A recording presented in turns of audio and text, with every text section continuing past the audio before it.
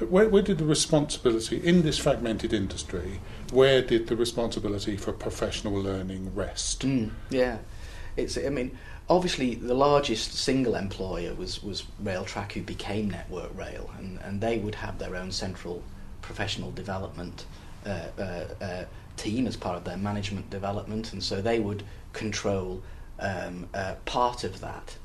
The train operators, the 25 train operators, initially all had their own development path.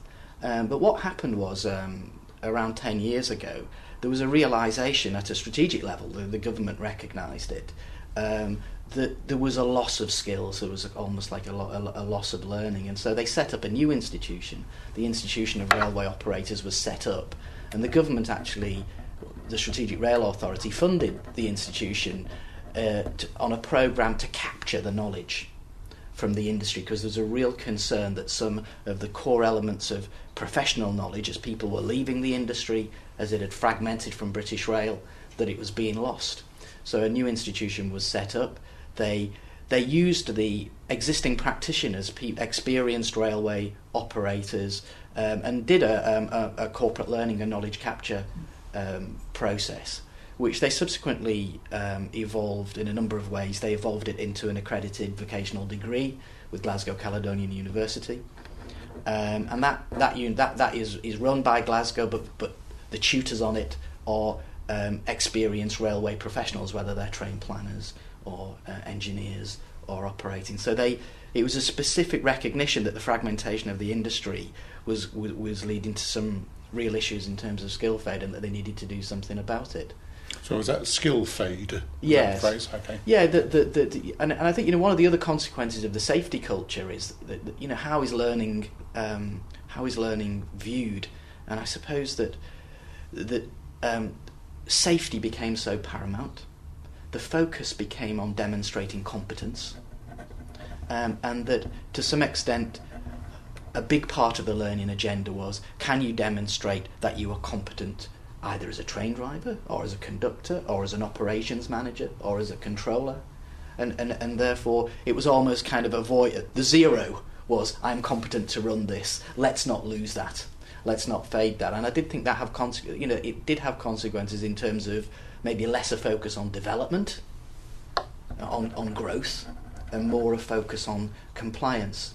You asked about where the responsibility was for learning, and as I say, it was fragmented, and this institution, along with some of the other technical institutions, the electrical engineers, that they retained some conscience and some kind of core research. One of the places where research was done into learning was the Railway Standards and Safety Board, which was set up partly as a recommendation from one of the formal accident inquiries.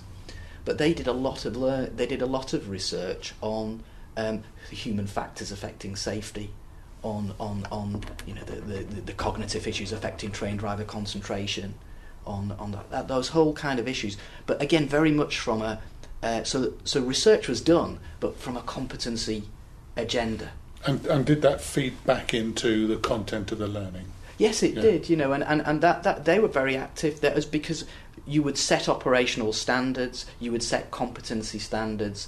One of my responsibilities within the train operators was to make sure that any of those standards or competency requirements was reflected both in our professional staff and in our operational staff. So it had a direct feedback into the learning programs. And how much of this was, if I can put it this simplistically, done to the learners, and how much did the learners get to participate in any sense in what they were learning or how they were learning it? Well, I think people would always use interactive methods within the learning process itself, but if we break that into two, if we talk about performance management and we say, how were priorities set, then I think the dominant feeling in the industry 2000 to 2008 was that there needed to be more control, so there was more of a top-down specification of what learning was required. And so I suppose the downside of that is it became a compliance culture to that degree. Obviously, when individuals were then planning their professional careers, then within those performance management discussions, there would be space for people to, to develop their own skills. But it definitely had the feel in that time, and I think that was kind of reinforced by the fact that on the train operating side, there were franchising regimes, and that typically you would win a franchise contract for 7 years. That might involve an obligation to carry out, as well as station enhancements or punctuality targets. It might involve, to win the bid, an operator might say, well, I will commit to a new customer service academy. I introduced one myself into a train company on the basis of a franchise commitment. They may commit to train people in a number of days, or to support people in their professional membership. So yeah, probably done too, both in terms of the safety context, but also they are a series of franchise operators fulfilling a series of commitments, some of which are related to professional development and learning. And I think that is one of the, as the industry goes forward and with a new set of challenges in terms of change, moving that balance, if you like, from compliance to personal growth and personal development and capabilities to cope with changes that we can't predict. I think that's one of the big professional challenges. One of the things, thank you. One of the things we know from our own work is that learning amongst professionals feeds through into an impact on actual service quality in the education world. That would be learning outcomes for students. More effectively when the learning amongst the professionals happens in a collaborative learning environment. Is there what are the opportunities for that for the professionals in well, I mean the institution has been very progressive, the Institution of Railway Operators in that area, and it does have members from Network Rail and from the train operators, and as well as the formal taught curriculum with Glasgow Caledonian. They're based regionally. They have forums where people collaborate. The issues of interest for the industry. They get presenters in, and I think they do.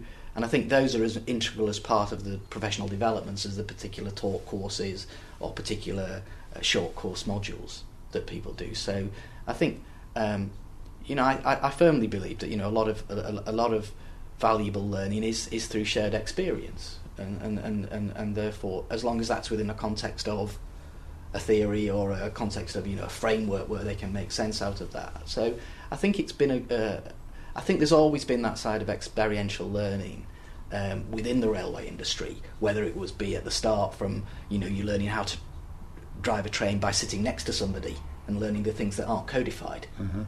So I think there's been a good tradition of using on-the-job learning, of using dialogue between experience groups, and I think that's still there. It's still quite strong. And are the participants in that process expected to know naturally how to do it, or is that process of learning explicitly part of the agenda? Well, I think it's a good question. I mean, I'm just involved in a review of one of the degree process, and the fantastic strength of the degree process is that it uses experienced experts, but that brings with it certain requirements, that they remain current, that they develop their own knowledge, that they that they are able to know what good is, because of course as soon as you go to an experiential model, then that sort of assumes that the experience is valid. Yeah. And it is I think that is a real issue, and it's a very strong programme. I think it just reminds me, when we look at that, as we're doing at the moment, the need to really quality assure the tutors, to really quality assure the lecturers, that if you are going into this collaborative, integrated approach to learning, which I think is essential, then it has to be done within a context of good practice, of research-based kind of practice, which, and in fairness, they use the Rail Standards Survey, Rail Safety and Standards Board research. They use the latest kind of research coming out of Network Rail to inform some of that practice. But I would say that's critical.